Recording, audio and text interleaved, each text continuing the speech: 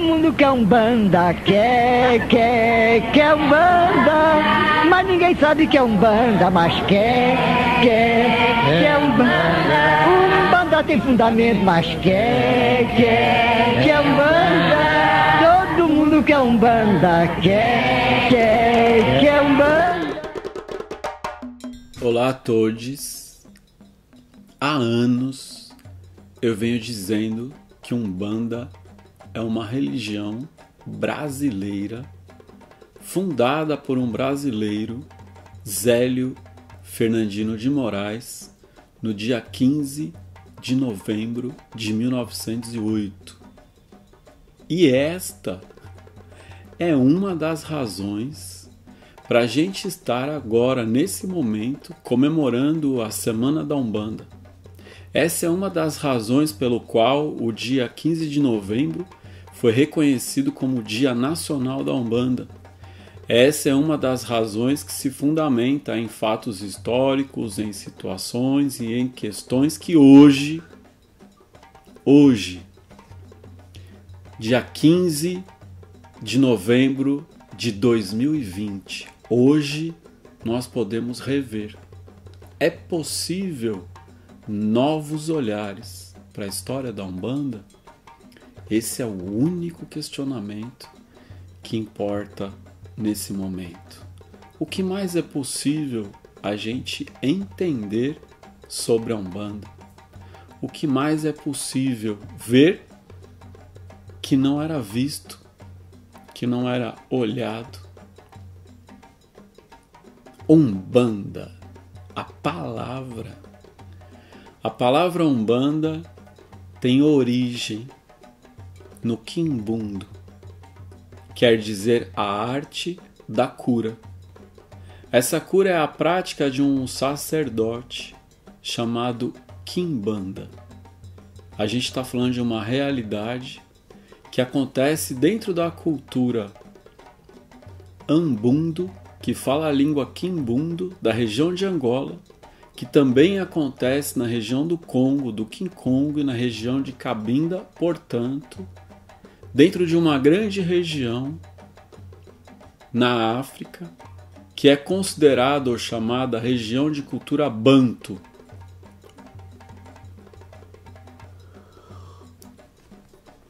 Que chega no Brasil e é grande influência para toda a nossa cultura brasileira, em todos os seus aspectos, mas em especial para nós, nosso jeito de ser, na maneira de praticar, pouco foi demonstrado por todos nós, inclusive por mim.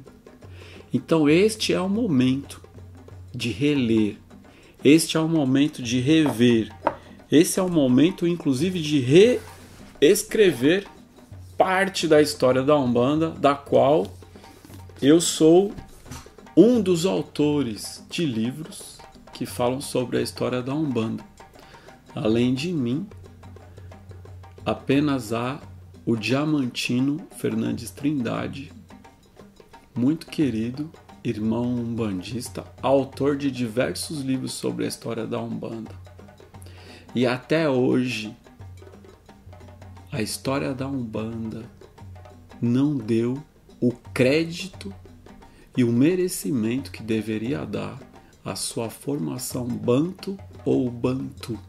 Portanto, dizer que a Umbanda é uma religião brasileira fundada por um brasileiro no dia 15 de novembro de 1908 é lindo, mas é uma história única.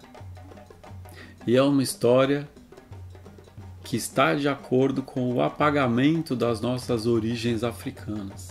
E hoje a gente consegue olhar de frente o que é esse apagamento, o que é o preconceito racial ou racismo religioso que se dá com relação à nossa matriz africana ou às nossas origens africanas, porque é que muitos de nós, sem se dar conta, participou e participa desse apagamento, inclusive eu, que nesse momento estou reescrevendo parte do meu olhar sobre a história da Umbanda. A Umbanda é uma religião viva. ela não está estática ou engessada nas páginas de um livro. Umbanda é viva e dinâmica e assim eu posso, a todos os dias, ver e rever, encantar e me reencantar com a religião Umbanda e também com a sua história. Nós podemos dizer que a Umbanda ela é uma religião de construção plural. Ela é o resultado da colaboração de diversas pessoas, de diversas comunidades, de muitas origens e muitas raízes. Aquilo, e talvez este seja o ponto mais importante dessa conversa, desse discurso, dessa palestra ou desse diálogo.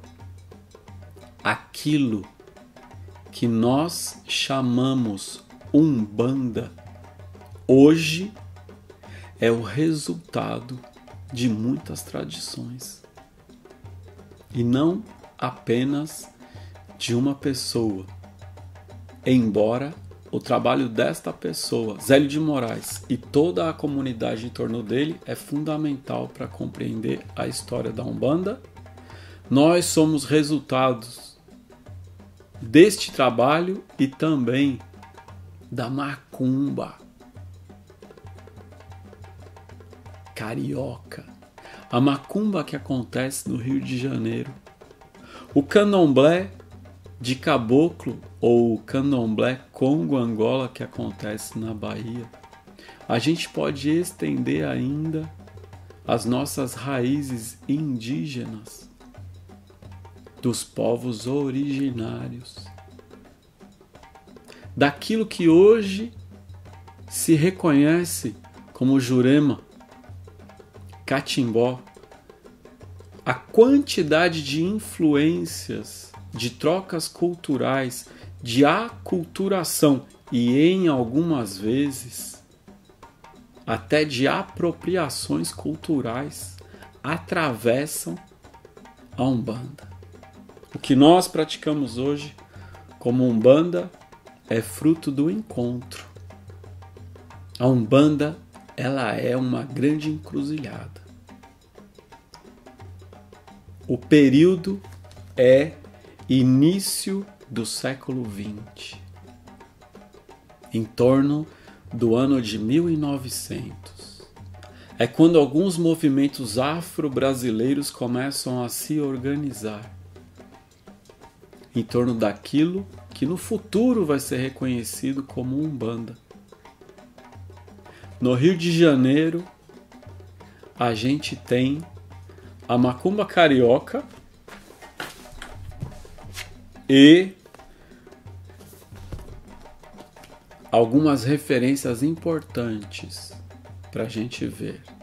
Aqui no Brasil, são estudiosos da cultura afro-brasileira. O primeiro estudioso que começa a registrar essa cultura é Nina Rodrigues, médico, baiano, racista, profundamente preconceituoso, mas é o primeiro a fazer o registro dos orixás, da cultura afro-brasileira, do que ele vê, do que está acontecendo ali na Bahia. Embora Nina Rodrigues é totalmente focado no culto de orixá, ele registra um texto de Dom João Correia Neri, que é o bispo do Espírito Santo, falando sobre um ritual Angola-Congo chamado Cabula. Então vamos registrar algumas referências importantes para entender por que é que a Umbanda é religião de uma construção coletiva. Dom João Neri, devidamente registrado no livro Os Africanos no Brasil, de Nina Rodrigues, escrito no ano de 1900. Portanto, antes do surgimento de terreiros, de tendas ou centros que tragam o nome Umbanda. E aqui ele registra o que é a cabula que está acontecendo no Espírito Santo, um ritual de origem banto, Angola-Congo, onde o sacerdote se chama Embanda, o seu auxiliar se chama Cambone, as suas sessões se chamam Engira ou sessão de mesa.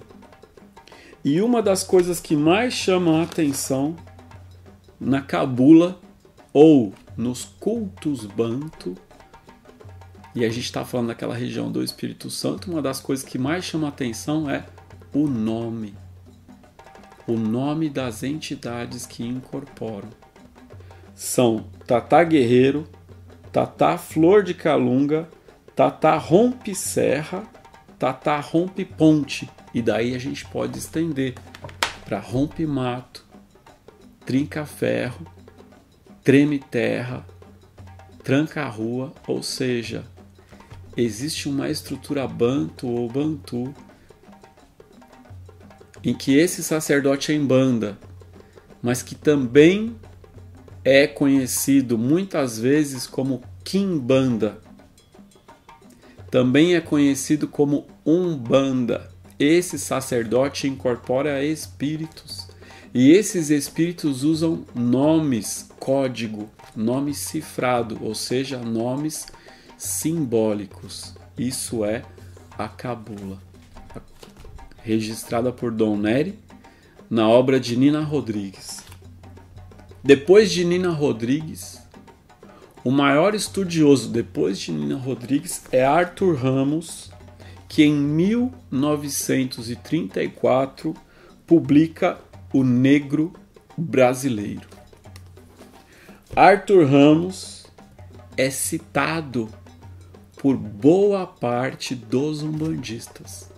Os autores umbandistas, entre eles Tata Tancredo, Lourenço Braga, Oliveira Magno, vários dos autores umbandistas citam Arthur Ramos, porque Arthur Ramos define, por meio de pesquisa, de antropologia religiosa, de sociologia da religião, de uma forma acadêmica, ele define o sacerdote da cultura da língua quimbundo, o sacerdote ou quimbanda, que pratica a umbanda, e ele registra aqui, nesse livro, ele registra a macumba.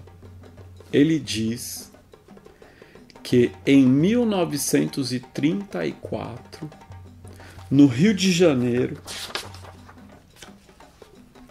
existe um terreiro de macumba no alto de um morro de Niterói, difícil de chegar, o terreiro do Honorato. É um terreiro de Ogum Megê. Nessa macumba, Honorato incorpora o pai Joaquim.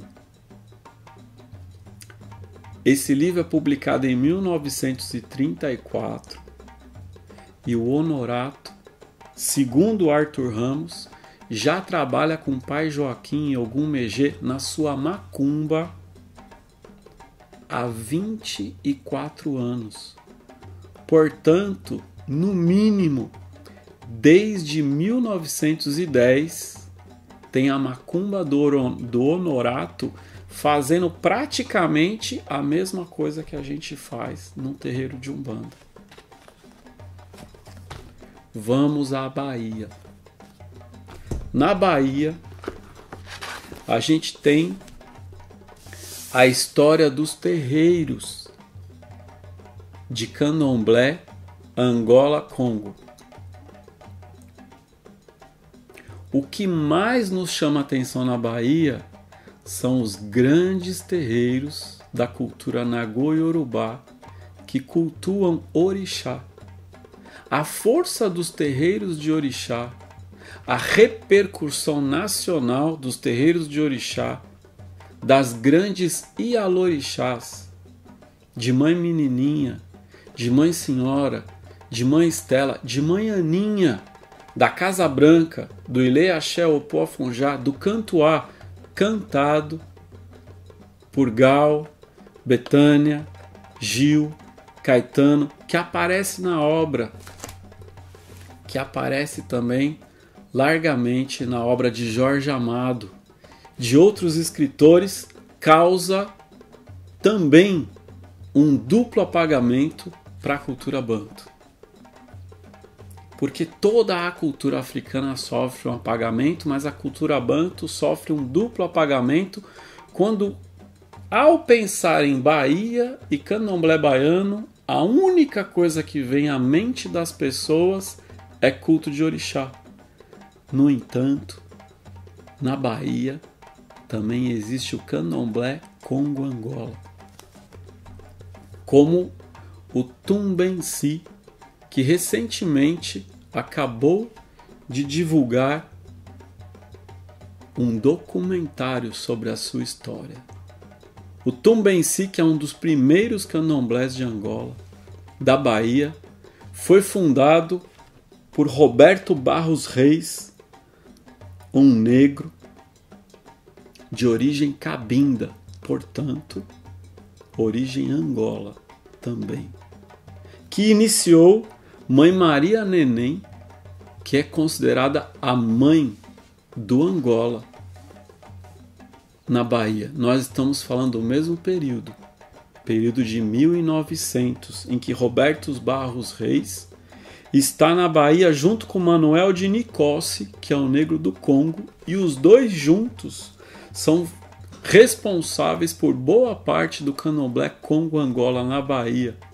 E só para a gente figurar um pouco o que isso quer dizer, Mãe Maria Neném, ela inicia Manuel Rodrigues e Ciríaco, e Manuel Rodrigues recebe o nome de Tata Quimbanda. Tata Quimbanda Cambambe, assim como nesse mesmo período na Bahia existe a figura de Gregório Mackenzie, que também é chamado de Tata Quimbanda. Quando a gente identifica alguém como Tata Quimbanda, ele está fazendo um culto banto. Os bantos. E na região, nessa região da Bahia, ainda em torno do século XVI, do segundo período do século XVI, houve na Bahia também um movimento chamado Santidade, organizado por um indígena de povos originários, que foi batizado com o nome Antônio, onde já há um sincretismo da cultura indígena com o catolicismo e que é presente em toda aquela região onde o candomblé de caboclo, o candomblé Congo-Angola na Bahia, ele é muito próximo da macumba que está acontecendo no Rio de Janeiro, que é toda ela uma cultura sincrética, onde se rezam para as divindades Congo-Angola, os Inquice, mas muitas vezes se rezam para os orixás, se reza para santos católicos, e esse sincretismo todo é chamado de milonga, de cultura ou religião milongada. E o que isso tem a ver com Umbanda? Tudo, porque nós somos o resultado de tudo isso. E não quisemos ver, porque passamos um período enorme, totalmente fundamentados na ideia da Umbanda espírita ou do espiritismo de Umbanda, refutando a macumba. Então eu estou aqui numa correção histórica, numa correção literária, estou aqui na proposta de novos olhares, de novos entendimentos, de pensar que nós somos resultado de tudo isso. E que a história da Umbanda, ela começa na África. E que a história da Umbanda, ela pode passar pela Inquisição no Brasil.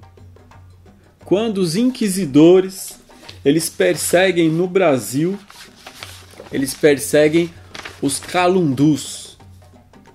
Calundu é um nome de origem banto e passa a ser um nome de origem genérica para todos os cultos afro-brasileiros que estão acontecendo no Brasil. Então a primeira perseguição religiosa aos cultos afro-brasileiros nessa terra é feito por meio da Inquisição, que em 1739 persegue e prende uma negra chamada Luzia Pinta, que praticava um culto banto, Angola, portanto que já fazia uma macumba, já fazia um calundu, que já era uma quimbandeira, uma mandingueira, que já era uma sacerdotisa que incorpora espíritos assim como nós. Nesse período da Inquisição também foi perseguida Josefa Maria, que fazia dança da tunda em 1747 em Paracatu, Minas Gerais. A Inquisição prende Rosa Egipcíaca no Rio de Janeiro em 1763. E todos estão fazendo algo muito parecido com o que a gente faz. Nesse primeiro período a gente tem a Inquisição e depois, no segundo período de perseguição, a gente tem no século XIX a polícia perseguindo os macumbeiros. A polícia perseguindo os calunduzeiros. A polícia perseguindo os quimbandas. A polícia perseguindo os embandas. A polícia que vai atrás de José Cabinda, que incorpora Pai Gavião em 1854 em torno da região de Itu. A polícia que vai atrás de Juca Rosa, considerado um grande feiticeiro no Rio de Janeiro, que em 1870 trabalhava com Pai Quilombo e Pai Vencedor. Veja esses nomes. Juca Rosa incorpora Pai Quilombo e Pai Vencedor. É muito próximo do que a gente faz. Em 1879, e nesse período, é um período que ainda não aconteceu a Lei Áurea. Nesse período, os escravizados encontram, por meio da sua ritualística, por meio da sua magia, a oferta de ritual mágico afro-religioso. É também uma maneira do escravizado ou do liberto angariar recursos para comprar a liberdade. Então, no Rio de Janeiro, existem as casas de dar fortuna. Isso é registro histórico. As casas de dar fortuna são as casas ou terreiros aonde se podiam comprar trabalhos para você conquistar algo na sua vida. Então, a classe média, a classe alta, a monarquia frequentavam as casas de dar fortuna, e uma delas era a casa de Leopoldina Jacques da Costa, chamada de Rainha Mandinga, perseguida e presa em 1879. Assim como Maria José Angola, que se identificava como Rainha Ginga, perseguida e presa em 1850 em Porto Alegre, no Rio Grande do Sul. Da mesma forma, em 1850, João Francisco Bernardo pedia licença para realizar sua dança de quicumbe, que é uma espécie de congada em homenagem à Rainha Ginga e ao Rei Congo. Então, tudo isso forma um caldo cultural. Tudo isso forma um panorama afro-brasileiro da onde surge a Umbanda.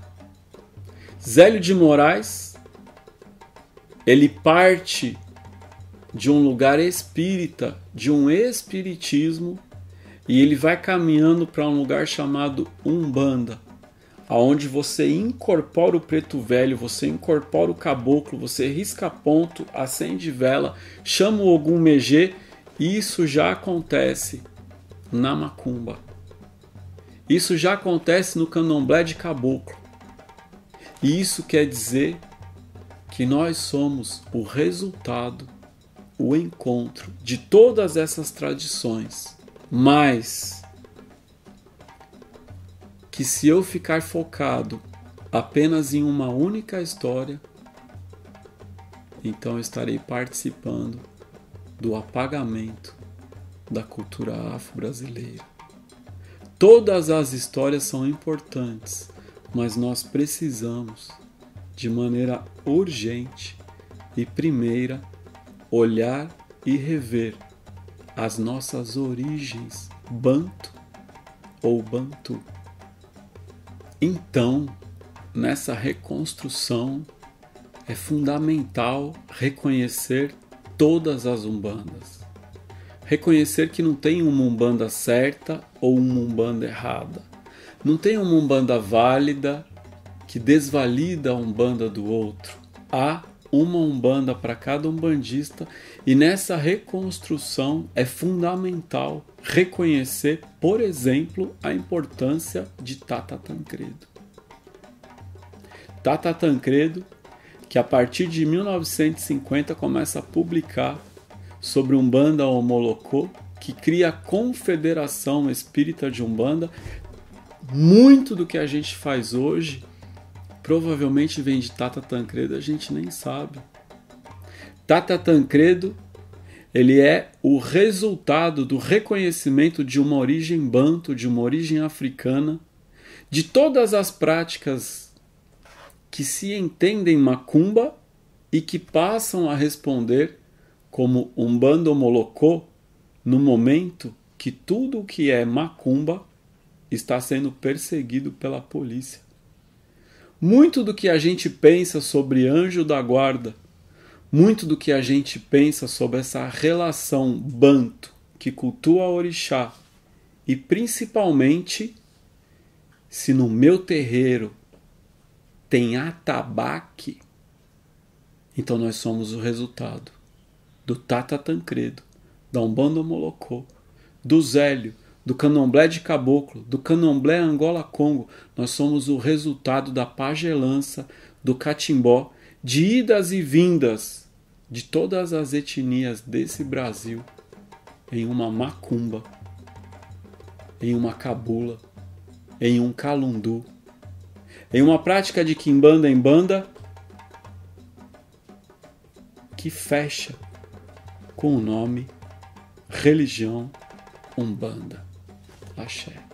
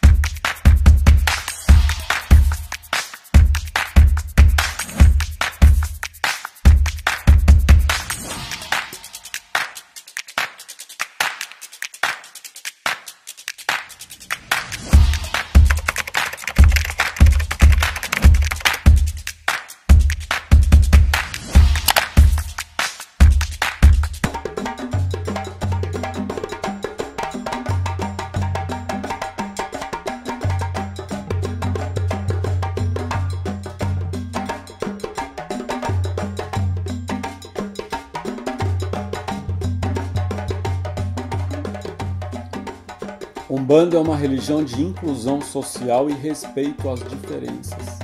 A Umbanda desenvolve um grande senso de justiça e também o bom senso para ver o diferente com olhos de amor. E assim nasce a forma mais bela de respeito, o respeito como fruto do amor. A Umbanda nos ensina a amar o diferente desta forma. O respeito é só uma consequência natural do amor. Esse texto é do livro Fragmentos de Umbanda, Editora Madras, em parceria com Umbanda Eu Curto, e eu lhe presenteia com um e-book gratuito deste livro em livrosdeumbanda.com.br.